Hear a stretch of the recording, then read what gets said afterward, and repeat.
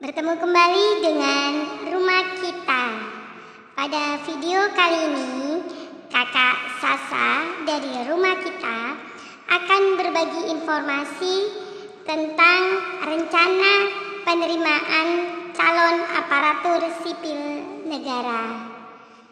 Mari kita simak informasinya, formasi dan termasuk jadwalnya. Namun sebelum itu, tolong teman-teman bisa subscribe dan nyalakan loncengnya agar Rumah Kita dapat terus membagikan informasi tentang seleksi aparatur sipil negara atau dikenal dengan seleksi CPNS dan pembahasan soal-soal seleksi aparatur sipil negara serta informasi lainnya.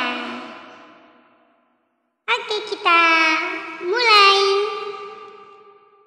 Pemerintah di tahun 2023 ini akan kembali membuka pendaftaran calon aparatur sipil negara.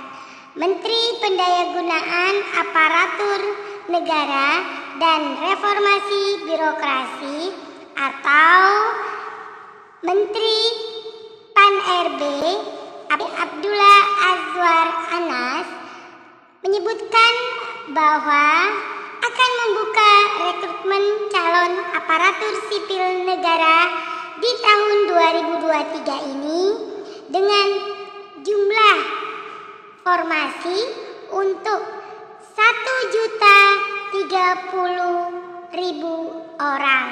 Wow, jumlah yang banyak teman-teman semua.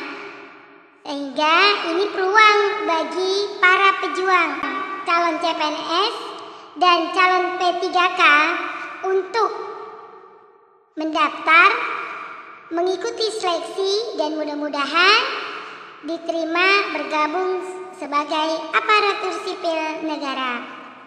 Dari jumlah 1.030.000 orang ini terbagi 20% alokasi untuk CPNS, yaitu 206.000, sedangkan 80%-nya dialokasikan untuk P3K atau dikenal dengan PPPK, yaitu sebanyak 824.000. Jumlah yang besar, teman-teman. Mudah-mudahan Kakak Sasa doakan teman-teman bisa bergabung menjadi aparatur sipil negara di tahun 2023 ini melalui formasi yang telah disediakan. Lalu kemudian kapan mulai pendaftarannya? Nah, Menteri Pan-RB menyampaikan informasi bahwa di bulan September 2023 akan ditetapkan formasinya. Lalu kemudian tentunya setelah ditetapkan formasi, maka akan mulai tuh dibuka pengumuman pendaftaran dan mulai seleksi. Nah, kalau penetapannya di bulan September 2023, maka teman-teman harus sudah mulai siap-siap. Pasti di bulan September tersebut atau lewat dikit di bulan Oktober akan mulai tuh pengumuman dan pendaftarannya.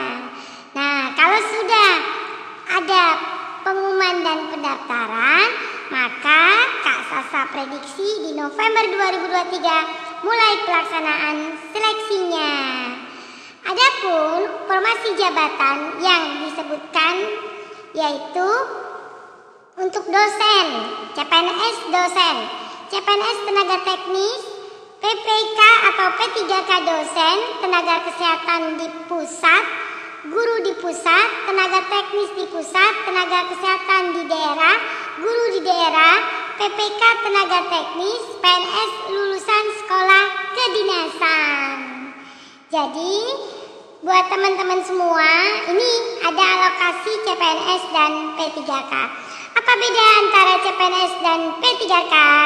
Nanti Kak Sasa bahas di video selanjutnya.